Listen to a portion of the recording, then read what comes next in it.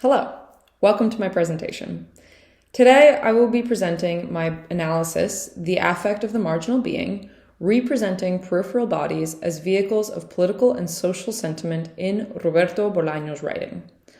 First, I'd like to acknowledge that the in representing is emphasized in order to point out that while I am not the first researcher to investigate how affect is used in Latin American texts, my analysis focuses primarily on two things: where affect comes from and why it is an effective tool to represent violence inflicted on marginalized bodies in literature. In addition to this, I'd also like to point out that I will be using the terms marginalized individuals and peripheral bodies interchangeably to refer to individuals that are ostracized by mainstream culture for a variety of reasons, including drug addicts, porn stars, and prostitutes. In order to give a little background, it is important to note that the term affect comes from the Latin affectio, referring to will, volition, or inclination. For Dutch philosopher Baruch Spinoza, who is pictured on this slide, this is an encounter between the affected body and a second affecting body, with body taken in its broadest possible sense to include mental or ideal bodies. More contemporarily, the delineation of affect given by Brian Masumi in his foreword to the book A Thousand Plateaus, Capitalism and Schizophrenia, defines affect not according to human sentiment, but rather as an interaction between psyches, a transfer of consciousness that transmits experience, emotion, and affection. Applied to literature, this can be interpreted as a text affecting its reader, stirring action and critical thinking against injustice in the real world using words. In his article, The Autonomy of Affect, Masumi amplifies his application of affect to literature by emphasizing the psychological charge of images. So for him, this image reception bifurcates signs and symbols from the meanings that they are typically associated with. And that's what he means by image reception being bi-level, as it is highlighted on the slide. This is also what he means by a crossing of semantic wires. On it, sadness is pleasant. In other words, a word typically used to denote sadness can be used to indicate happiness instead. Affect is not what represents a fictitious experience to the reader, but what facilitates the opening of the mind to new possibilities and conceptions of reality. This all constitutes the core of affect's purpose. It's to show the subjective connections between concepts typically thought to be separate, which in turn can reveal the hidden cause of phenomena on a social and on an individual level. In the short stories Playa and Joana Silvestri, the protagonists are peripheral beings, individuals who are marginalized from mainstream society and culture for one reason or another. In each text, the characters' affective treatment is closely linked to their proximity to death, which creates a sublime experience that allows them to see the subtle nature of the violence inflicted on them. Beyond identifying Bolaño's affective techniques, this presentation discerns how affect is used to convey the implicit and explicit social violence against these marginalized social bodies. Through a comparison of Bolaño's short stories, we can glimpse the social and national condition of a recovering heroin addict, in the case of Playa, and a 37-year-old porn star, in the case of Joana Silvestri. In both stories, affect subverts preconceived notions about social power and self-destruction. It also exhibits the ostracizing effects of societal prejudice against marginalized individuals. My analysis of Roberto Bolaño's affect begins with Playa, which is a short story that was originally published in 2000 in Spain's journal El Mundo. This short story follows an unnamed man who, in the first line of the story, establishes that he is a recently recovered heroin addict. Besides this, the protagonist reveals nothing else about himself and makes it difficult to discern whether he is a man or a woman and whether he is young or old. This personal ambiguity eliminates the temptation to represent any prototype of a person, and it also precludes the reader from establishing a superficial level of identification with the protagonist. In addition to this, his status as marginalized being is marked physically and psychologically by his looking in on other beachgoers. And And he goes to the beach every day simply because he has nowhere to go. And he takes note of all of the other regular beachgoers and their habits. Before touching on the historical and political context of the story, I'd like to emphasize that the two markers of affect that I find most compelling in this story are the rebellion against traditional grammar rules and the treatment of time as circular, both of which result in the complete psychological immersion of the reader. After that is established, it will become apparent how the recovering heroin addict is actually a socio-political embodiment of governmental corruption in Chile at the time. As I mentioned on the last slide, one of the distinct markers of affect in this story is the lack of traditional punctuation, grammar, and narration. Essentially, the entire story is written as one run-on sentence, divided by commas and side comments made by the narrator to himself. And as a result, there is a strong sensation of agitated uprootedness and circularity that the reader must mirror in their own pattern of reading to keep up. For example, in the first passage, the protagonist reveals that all he is able to do is ver la tele y tratar de dormir por la noche, pero no podía, algo me impedía cerrar los ojos y descansar, y esa era mi rutina. Similarly to the protagonist, who is unable to sleep, unable to close his eyes, cannot focus on one thing, he has a racing monologue of thought, the reader is transfixed by this rapid-fire format of prose and unable to look away because there is no natural break in the text. The second compelling marker of affect in this story is the nonlinear treatment of time, or as I stated on the last slide, the treatment of time as circular. Throughout the story, time does not seem to have real meaning to the protagonist. Not only is the reader not given a good sense of how fast or how slowly time passes in this fictitious universe, there's also no boundary between the protagonist's past and present. For example, in a passage where he is observing some fellow beachgoers crouched down on the sand, he states, "A mí me traía recuerdos lejanos de yonkis disfrutando inmóviles, de yonkis concentrados en lo que hacían, en lo único que podían hacer, y entonces a mí me dolía la cabeza y me iba de la playa." Suddenly, instead of being told about the protagonist's PTSD and his inability to control his own flashbacks, the reader is actually uncomfortably immersed in the sensation of not being able to stay fully in the present and of instead being dragged into a lurid past. At its core, the violence in Playa stems from the idea of heroin use as an act of auto-violence or self-destruction performed by an individual on him or herself. As I delve deeper into this form of self-destruction, it becomes apparent that while drug use may be an explicitly violent act on the body, the political gaslighting behind it is a more nefarious, implicit violence for the mind. This is symbolic of the political gaslighting that hides how government corruption causes suffering on the individual level. In this case, the term gaslighting could refer to any number of the subtler dictatorial techniques used, like censorship and kidnapping. Applied to Playa, it is important to know that Bolaño was known for his staunch rejection of Augusto Pinochet's regime in Chile, a dictatorship that started as a coup d'etat in 1973 that was politically and socially and economically repressive for 17 years. I propose that Bolaño's affect is a call to arms against the Chilean government's corruption, human rights violations, and collusion with drug cartels, most importantly. According to the investigations published about Pinochet that I have listed here on this slide by Peter Kornbluh and Rodrigo de Castro, Pinochet's regime was notorious for facilitating shipments of cocaine to Europe, the profits of which would go to fund higher Chilean officials, as well as the DINA, Pinochet's secret police. In Playa, it would be apparent that the individual was responsible for taking drugs, for forming a habit, and thus should be responsible for their own process of recovery and the pain associated with that. However, thinking critically about Pinochet's regime, it is important to note that making drugs more available to citizens would doubly benefit a dictatorial government. On the one hand, there is the financial gain of selling narcotics, and on a psychological level, drugging the masses makes them easier to control.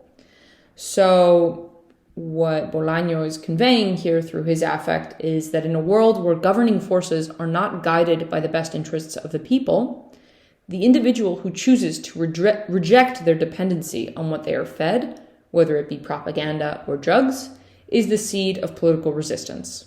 And this is how we arrive at the conclusion that Bolaño's anonymous recovering heroin addict is a socio-political embodiment of rejection of this regime. On the other hand, Bolaño uses affect to convey the experience of different kinds of violence in his short story Joana Silvestri, which forms part of his collection of short stories Llamadas Telefónicas, the cover of which is pictured here on this slide. In a similar fashion as to Playa, Joana Silvestri demonstrates how social violence, both physical and psychological, manifests itself in a world that is otherwise desensitized to it. As a female porn star, Joana operates within a world where sex is a commodity and intimacy is scorned as a weakness. In this universe, the bourgeois values that are threatened by the adult entertainment industry are not the subject of Silvestri's narrative, but rather her confrontation with death. When she is confronted with the mortality of her former lover and colleague, Jack Holmes, the reader becomes hyper-aware of the peripheral status of the porn star and of how the commercially sexualized body is both valued and devalued by the masses. To begin my study of Joana Silvestri, I'd like to point out two ways in which affect creates certain ruptures of preconceived notions in this story. First, Bolaño escenifies Joana Silvestri, the protagonist, in a transcultural manner, as a 37-year-old Italian porn star who travels to the United States to meet her former lover who is dying of AIDS or HIV, it's not stated. She breaks all ties between the text and the author's nationality. For the reader who expects a Chilean writer, Roberto Bolaño, to write about Chile, this subverts the traditional concept of a rapport between citizen and nation state. In addition to this, the story is written in Spanish, not in Italian or in English, so Bolaño is further uprooting expectations about language and the nationality of the protagonist. For example, in the opening scene, Joanna is being questioned in Nimes, Italy, by an Italian detective, and yet her internal monologue, as well as her external dialogue, are in Spanish. In this scene, she asks herself about this detective, ¿A quién busca este hombre? ¿A un fantasma? Yo de fantasmas sé mucho. Le dije la segunda tarde, la última que vino a visitarme, y él compuso una sonrisa de rata vieja. These questions reflect those of the reader. Who is this person? Why are they in Italy? Are they Italian? Am I reading a translation? Just as in Playa, Bolaño elicits a rapid-fire cerebral reaction from the reader that causes them first to question the format and then conclude that this story is in Spanish simply because it needs to be. Through these psychosocial ruptures, Joana Silvestri appears as a post-colonial other, simultaneously marginalized and valued by the society that she inhabits. Despite being white and European, she rejects the standards by which her social acceptance would typically be measured, since she poses a threat to the cultural utopia constructed around monogamy and sexual prudence. Through her, Bolaño also subverts the reader's vision of the adult film industry by obligating them to experience life from the perspective of a porn star. As a porn star, Joanna inherently occupies a paradoxical social niche. On the one hand, porn stars are demonized by society, seeing as they destabilize social orders, as sex workers challenge the normative social norms pertaining to gender and sexual relations. As a result, a reader may distance themselves politically, socially, and psychologically from such a character due to the connotations associated with their work. In the case of individuals who do watch pornography, the porn star can become a mythic creature, a body without a soul even, but nonetheless a sexualized being meant to be seen, consumed, and then finally hidden with shame. Ultimately, the porn star is not conventionally understood to be the hero of a story, but nevertheless, Bolaño obligates the reader to understand and perhaps psychologically become one in a Deleuzian way. Throughout the story, Bolaño presents this paradox between being demonized and adored on a personal level, as it is felt by Joanna. When she refers to the years leading up to 1990, she describes going on tour as if she were a movie star, and she makes evident her nostalgia for when she was being celebrated on the global sexual market. In this passage, she says, Festival de Cine Pornográfico de Civitavecchia y de la Feria de Cine Erótico de Berlín, de la Exposición de Cine y Video Pornográfico de Barcelona, y evocar a mis éxitos. Oh, de 1990, el mejor año de mi vida, cuando viajé a Los Ángeles, casi a la fuerza, un vuelo Milán-Los Ángeles, and so on and so forth.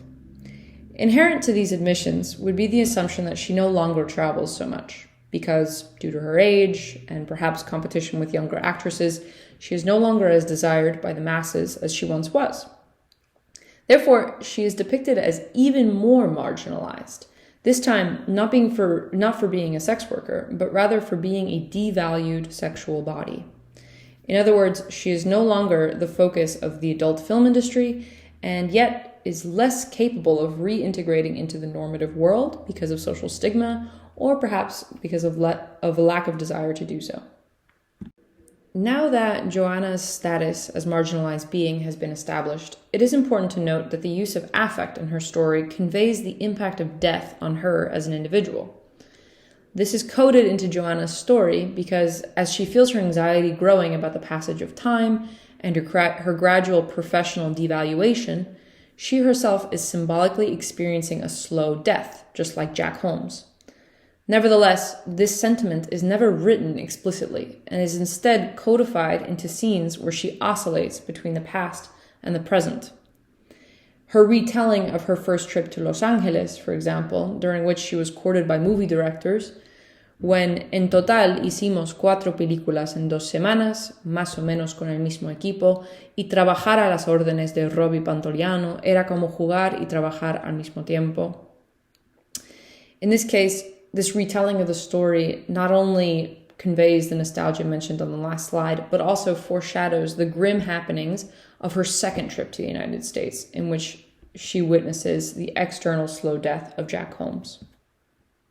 In one of the various scenes in which Joanna's past is interpolated with her present, which is where she's being interrogated by the Italian detective, Joanna's mind wanders to her second trip to Los Angeles when she went to visit her ex-lover and former colleague, Jack Holmes.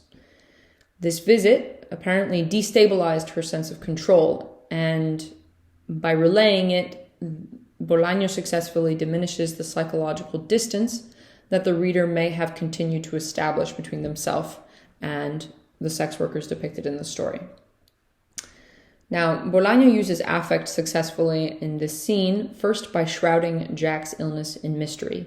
As I'd mentioned before, it is never explicitly stated that Jack is suffering from HIV or AIDS, but it is heavily implied. And second, Bolaño uses Joanna and Jack's past to demonstrate the isolation suffered by sex workers that are no longer of value to the masses that consume their product. In Joanna's memory of both the distant past in which Jack is a revered figure of masculinity, and Jack in the more recent past where he is weak and on the brink of death, Bolaño creates a narrative dissonance. When she remembers, as well, their first phone call before their re-encounter, Joanna states that Jack se quedó callado mucho rato y de repente me di cuenta de que estaba temblando. El teléfono temblaba, el mirador de madera temblaba, el viento de pronto era frío. In this case, Joanna remembers sensing Jack's tremors through the phone and projects them in real time to the view that she herself is viewing in the present. In a transformation akin to pathetic fallacy, the external world that Joanna views with her eyes mirrors the sense of impending doom that she remembers when she realized that Jack was sick. Jack's illness, however, goes unnamed throughout the story, which builds the suspense and mystery surrounding his death. In another interpolation of the past and present, Joanna describes his physical degradation in terms of his past glory. And Bolaño, in turn, interchanges between the brusque imagery of illness with sodomy in order to emphasize not only the gravity of HIV and AIDS, but also the brutality of the world that they are desensitized to. This can be seen when Joanna is on the beach and she describes looking at Jack. And in this passage she says, estaba mirando a Jack, mirando sus piernas, que estaban mucho más delgadas de lo que yo recordaba, mirando su tórax, que parecía habérsele hundido un poco más. Solo la polla era la misma, solo los ojos eran los mismos, pero no. En realidad, solo la gran máquina taladradora, como decían en la publicidad de sus películas, la verga que había destrozado el culo de Marilyn Chambers era la misma. El resto, ojos incluidos, se estaba apagando. Here, Joanna's breakdown of Jack's body into biological parts, into thorax, legs, eyes, and penis, further demonstrate the grotesque corporality of sex workers' social value. And through the affective juxtaposition of past and present, Bolaño establishes that the violence that he is revealing through affect is not that of commercialized sex, but rather of the consumption of commercialized sex and the social hypocrisy surrounding it. To summarize, Bolaño used affect in Playa and Joanna Silvestri to uncover the subtleties of violent encounters between the individual and the collective. Although the recurrent motif has been death, more generally speaking, the analysis of affect should be dedicated to the delineation of new social spaces. Such as Deleuze says in Literature and Life, all writing involves athleticism, but far from reconciling literature with sports or turning writing into an Olympic event, this athleticism is exercised in flight and in the breakdown of the organic body. Within this framework, death becomes an allegory for that breakdown, for the pioneering of new rules in order to access different planes of thinking. So, although Bolaño uses death to reveal the underpinnings of violence in certain societal factions, there exist other avenues for affective exploration in literary texts, such as the treatment of hatred, of truth, of liminality, and of collective memory. In all of these arenas, affect can be used to obligate the reader to engage and to obligate the reader to think critically about their preconceived notions on these subjects. Thank you, and muchas gracias for listening to my presentation.